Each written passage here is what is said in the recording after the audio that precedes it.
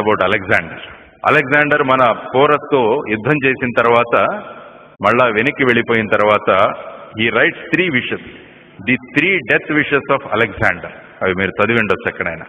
Alexander పోతూ పోతూ 3 విషయాలు, నాకు ఈ 3 విషయాలు నేను చనిపోయిన తర్వాత చెయ్యాలి అన్నాడు. నెంబర్ 1, నా కాఫిన్ని, నా శవపేటికను నన్ను ట్రీట్ చేస్తున్న డాక్టర్లు మోసుకుంటూ వెళ్ళాలి అంటాడు ఆయన.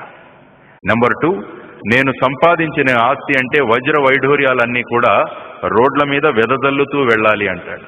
3వది, నన్ను సమాధిలో ఖననం చేసిన తరువాత నా 2 చేతులను ఇలా బయటికి పెట్టి నన్ను సమాధి చెయ్యండి అంటాడనమాట. మొదటిది, why is the first death wish of Alexander? Because he says unless you take care of your health, no physician or no doctor can increase your age.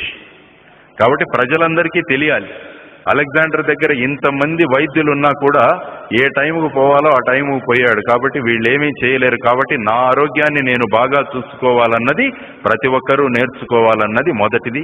2వది, నేను సంపాదించిన ఆస్తి అంతా ప్రజల కోసమే చెందాలి. 3వది, విశ్వవిద్య అయిన అలెగ్జాండర్ కూడా వెళుతూ వెళుతూ ఏమీ తీసుకువెళ్ళలేదని తన ఎంటీ హ్యాండ్స్ను చూపిస్తూ ఆయన వెళ్ళిపోయాడని.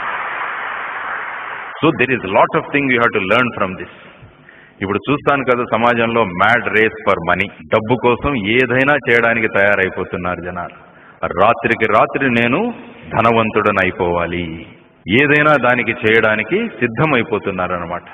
అందుకని సమాజంలో ఈ హ్యూమన్ రిలేషన్స్ దెబ్బతినిపోతున్నాయి. మానవీయ సంబంధాలు అంటారు, మానవీయ సంబంధాలు, ఇవి కంప్లీట్గా దినదినానికి హరించుకుపోతున్నాయి.